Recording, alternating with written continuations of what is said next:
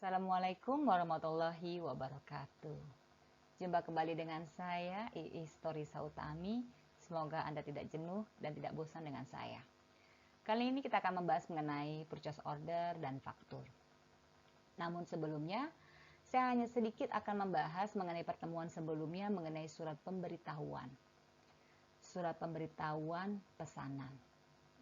Bahwa di dalam surat pemberitahuan pesanan, pihak penjual hanya memberitahukan kepada pihak pembeli mengenai barang yang akan dikirim. Tetapi di dalam surat pemberitahuan pesanan tidak dilampirkan bukti, faktur, dan rincian barang. Karena faktur dan rincian barang atau packing list akan dilampirkan atau diikut sertakan pada saat barang dikirim. Selanjutnya kita akan membahas mengenai purchase order. Purchase order merupakan dokumen yang dibuat oleh pembeli kepada pihak penjual.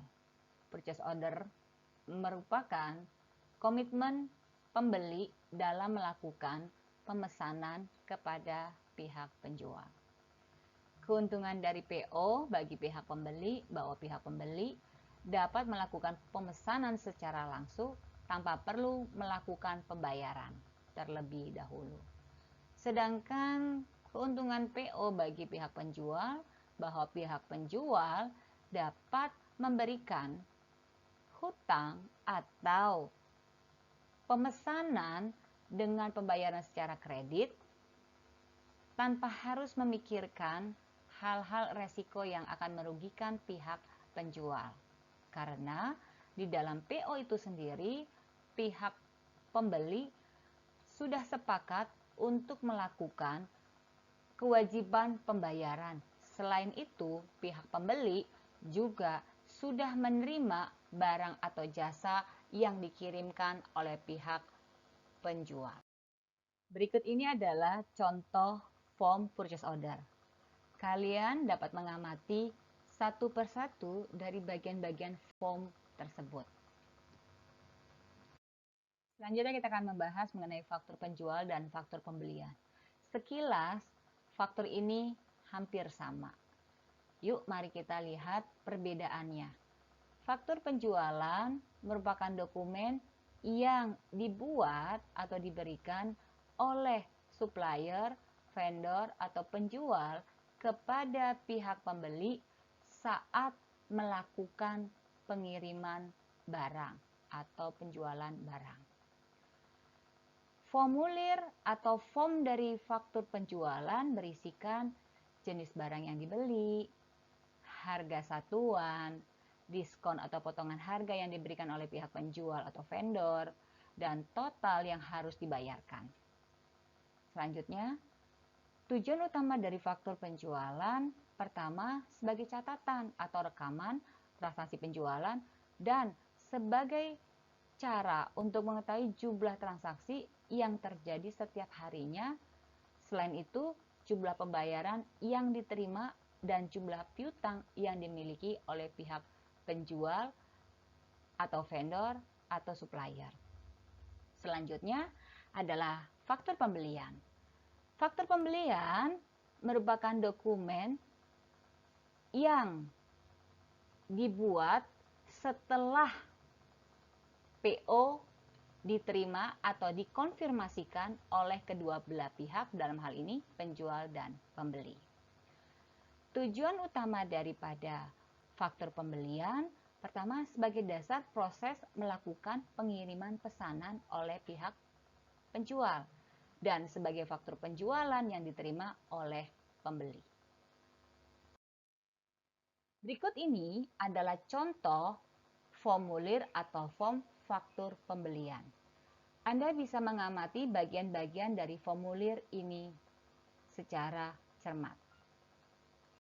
Selanjutnya adalah formulir faktur penjualan. Anda pun dapat memahami bagian rinci dari formulir yang sudah saya tampilkan dalam slide ini. Berikutnya adalah daftar rincian barang atau packing list. Packing list merupakan daftar yang memuat perincian barang yang dikemas di dalam peti.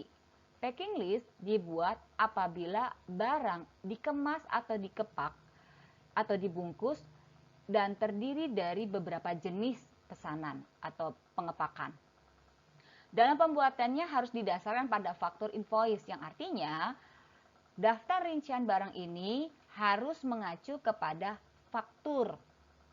Maka di dalam packing list atau kolom rincian barang memuat kode dan nomor peti kemasan, isi peti, ukuran peti, berat kotor dan berat bersih. Selanjutnya mengenai cara mengisi daftar rincian barang atau packing list.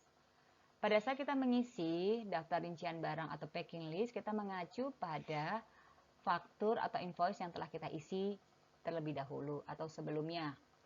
Maka dari daftar rincian tersebut kita akan merinci kembali secara detail di daftar rincian barang. Contoh, di dalam commercial invoice atau faktur tertulis 1 unit komputer harganya 5 juta. Maka di dalam rincian barang kita akan mendetailkan atau merinci secara terperinci satu persatu yang dimaksud dengan 1 unit tersebut. Contoh, packing list akan tertera menjadi 5 pack yang terdiri dari 1 buah monitor, 1 buah CPU, mouse ditambah keyboard, 1 buah speaker, 1 buah meja komputer. Maka bagian 1 unit itulah masuk ke dalam kolom penjelasan deskripsi barang.